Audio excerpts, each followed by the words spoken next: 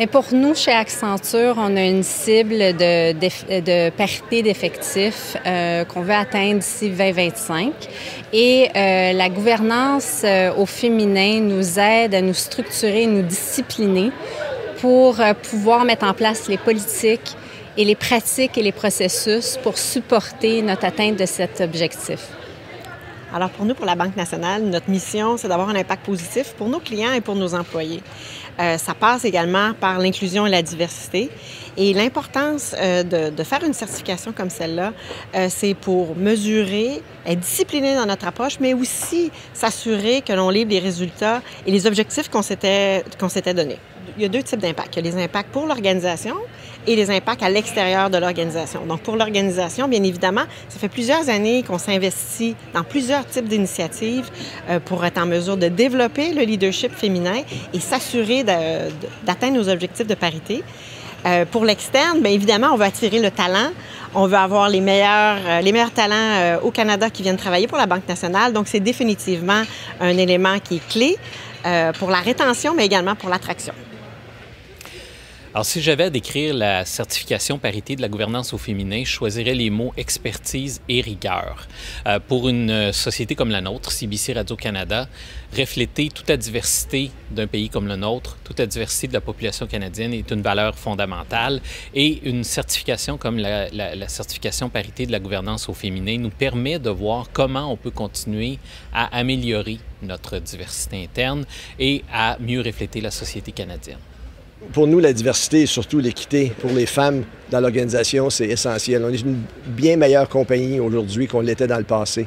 Et ça donne qu'il y a des organisations comme la gouvernance au féminin qui nous aident à confirmer qu'on est dans la bonne direction. Donc, c'est vraiment cette raison pour laquelle on le fait. On le fait parce que c'est la bonne chose à faire et on appuie la gouvernance au féminin parce qu'on pense que c'est un organisme qui est sérieux et qui nous aide aussi à aller dans la bonne direction. Pour moi, il y aurait deux mots-clés, la rigueur et la persévérance. En fait, la rigueur, parce qu'on sait que c'est un processus quand même qui est rigoureux, il faut fournir bon nombre d'informations. D'ailleurs, on fait partie des partenaires qui évaluent les dossiers soumis. Donc, on est conscient de toute la rigueur. Puis moi, je crois que c'est important d'avoir une approche qui est rigoureuse. Et la persévérance, parce que dans notre cas, Mercer, ça a pris 4 ans, la 4e année avant d'atteindre la certification platine. On a progressé à chaque année et on sait qu'il faut quand même être persévérant et voir ça comme un investissement sur au moins quelques années. Il ne faut pas hésiter parce qu'on pense partir de trop loin. L'important, c'est de prendre un engagement concret, avoir des cibles et juste aller de l'avant. Chez nous, à Rolls-Royce, au tout début, la première année, on n'a pas réussi à se qualifier pour le niveau bronze. Mais avec l'engagement, avec des cibles écrites noir sur blanc, on a réussi à le faire l'année subséquente. Puis maintenant, on espère atteindre le niveau argent et même peut-être or dans les années qui s'en viennent.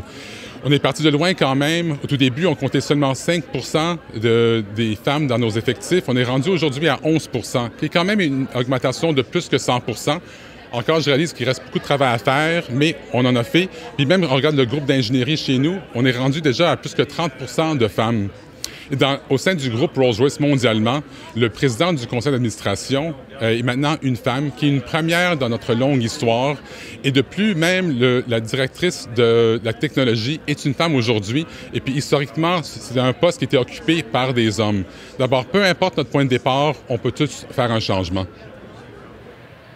Alors, mes deux mots sont le premier, rigueur, puis le deuxième, c'est amélioration continue. Pourquoi? Parce que le processus de certification de la parité, c'est un processus qui est rigoureux, qui demande d'être basé sur des faits et des données. On doit être capable de démontrer que ce que l'on fait, ça se traduit vraiment sur le terrain. Amélioration continue, bien parce que Sodexo Canada s'est qualifié pour la 4e fois au niveau platine. Puis ça ne veut pas dire pour nous qu'on se requalifie tout simplement à chaque année, mais il faut démontrer qu'on a une amélioration continue, qu'on ajoute des actions concrètes qui nous permettent de nous améliorer puis d'avoir un impact sur notre écosystème. Bien, moi, je dirais que c'est une approche qui est intégrée et une approche qui est rigoureuse. Pourquoi je dirais intégrée? Parce que c'est vraiment une approche 360. Hein? On regarde vraiment l'étendue de nos pratiques, que ce soit le recrutement, la façon qu'on communique, les programmes qui sont mis en place. C'est vraiment une analyse complète. Et ensuite, ce qui est intéressant, c'est qu'on reçoit un rapport. Puis ça nous donne des opportunités de continuer à s'améliorer. Puis finalement, il y a un accompagnement qui continue. Donc, c'est vraiment très rigoureux et très intégré, une approche 360. Donc, je dirais aux organisations qui hésitent ou qui réfléchissent, qu'attendez-vous? C'est vraiment quelque chose qui envoie un signal clair. Ça envoie un signal clair à nos employés d'aujourd'hui, mais aussi à nos futurs employés, à nos clients, à nos actionnaires, aux communautés. Ça envoie un message par rapport à nos ambitions. Ça envoie un message aussi par rapport à nos intentions et le sérieux sous notre approche. Donc, vraiment, c'est gagnant-gagnant et je les encourage fortement à foncer. Bien, moi, je dirais l'amélioration continue parce que la parité, l'équité, l'inclusion, tout ça, c'est pas un one-shot deal. On peut pas dire la Ville de Montréal, on est très fiers, on a une certification platine pour la 2e année. C'est super, on est fiers, mais ça peut pas s'arrêter là. Il faut que ça soit continu dans le temps. C'est pour ça que nous, à la Ville de Montréal, on a un plan 3 ans tout le temps. On a le plan 21-23 où on évalue ce qu'on a fait. On se donne des cibles, puis on se donne un plan d'action pour y arriver. Donc, c'est jamais fini. On ne peut pas dire « Ah, bon, ben c'est fait, on a eu la certification, maintenant on est bon, on passe à autre chose, on passe à un autre projet. » Mais il faut que ça soit... C'est dans notre culture. Si on veut qu'une culture demeure, il faut que ça soit en continu. Il faut toujours s'améliorer. Donc, on va avoir un plan. On a un plan 21-23. Il va y avoir un autre plan par après où on va regarder le chemin qu'on a fait. On va se donner des cibles, puis on va continuer à s'améliorer.